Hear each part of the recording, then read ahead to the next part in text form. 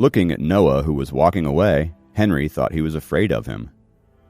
After seeing that no guard dared to make a move against him, he got even more overbearing.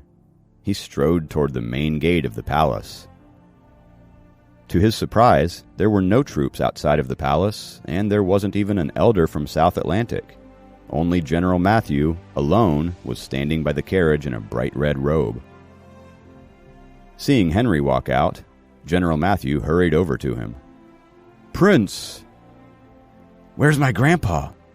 Henry asked in confusion. "Grandmaster, he..." General Matthew was at a loss for words.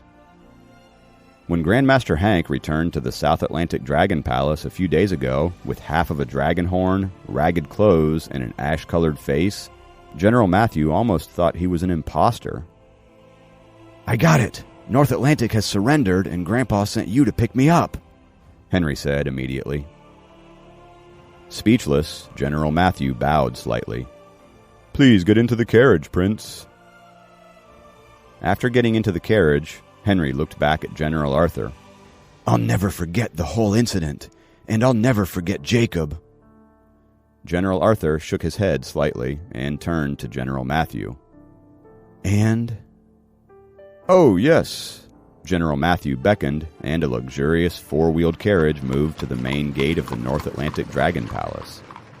In it were shining treasures they had promised.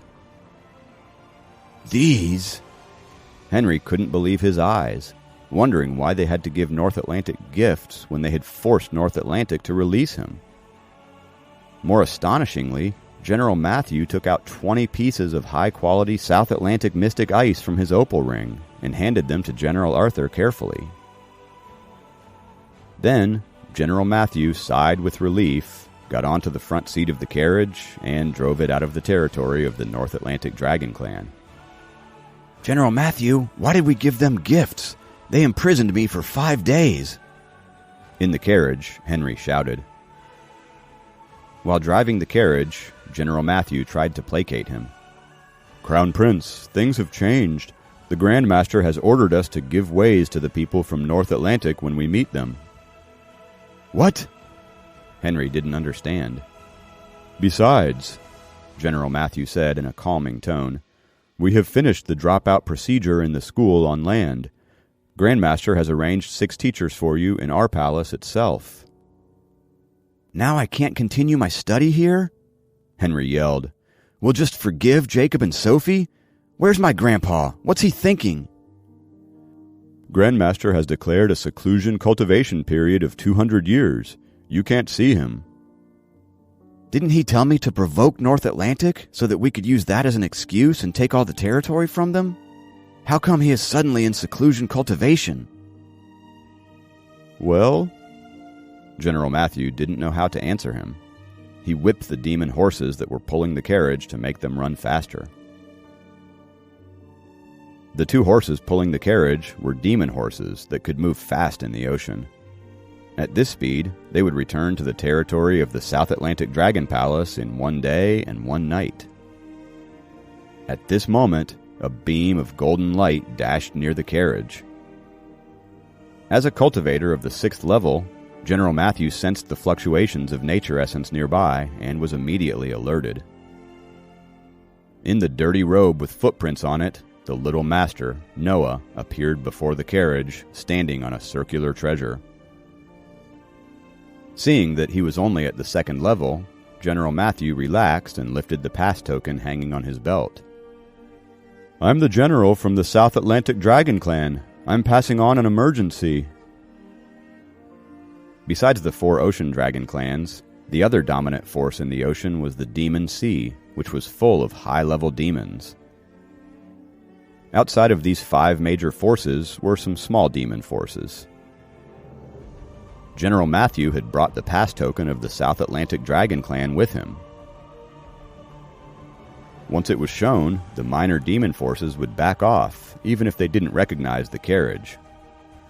The small forces of 5 to 6 demons wouldn't dare to work against the dominant force of the South Atlantic Dragon Clan. "It's you that I've been looking for." Noah took out a small yellow flag and pointed it at the carriage. This second-level demon couldn't even recognize the pass token. What treasures could he have? General Matthew thought as he raised his hands and formed a blue light shield around him and the carriage. Beams of golden light broke General Matthew's light shield and instantly turned the steel carriage into a sieve. The carriage collapsed and Henry tumbled out. Astonished, General Matthew thought he had entered the territory of the Demon Sea by mistake. He was about to explain when the boy waved the yellow flag again. The two demon horses fled, and many beams of golden light overwhelmed General Matthew. His exquisite red robe was turned into rags. Henry was sent into unconsciousness when a few golden beams hit his head. He didn't even see who the attacker was. Then, the little master waved the yellow flag again. Hundreds of golden light beams shot toward General Matthew and the unconscious Henry like daggers. Knowing he was no match for the golden beams, General Matthew scrambled to one side. Without General Matthew's cover, Henry's body was pierced by more than a dozen golden beams. In front of the golden beams, his body was as fragile as a block of cheese.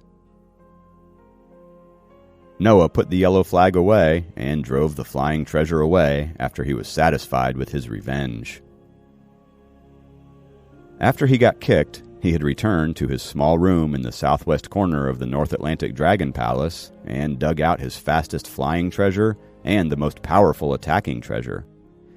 Without changing out of his dirty robe, he ran out of the North Atlantic Dragon Palace to chase them. With his weak cultivation strength, he could only use the powerful offensive treasure 3 times. Otherwise, he would do more damage to Henry. Besides, this place was some distance away from the North Atlantic Dragon Palace, and complex forces were lurking around. Noah, a second-level demon with great treasures on him, didn't dare to linger. With several wounds on his body, General Matthew looked at the boy, who was dashing away, in fear. Then he scrambled to the side of Henry and tried to help the Crown Prince to stand up. Seeing the blood-stained body, General Matthew didn't know if the prince was still alive or not. He looked around and couldn't find a trace of the 2 demon horses. Then he looked back at the shattered carriage and sighed heavily.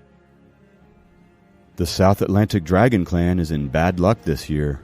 Even the Demon Sea is working against us. While General Matthew was crying over the bloody Crown Prince, Jacob had just finished all of his classes. The setting sun was stunning. It dyed everything in gold. He left his books in the dorm before walking out of the southern dorm area to take the bus. "Jacob!" A clear voice sounded behind him. He turned and saw Kathy jogging toward him. She was wearing a dress, unlike her usual style. "Are you going out on a date?" Jacob looked at her and asked without thinking. He remembered that she was not dressed like this during class, so she must have changed into them afterward.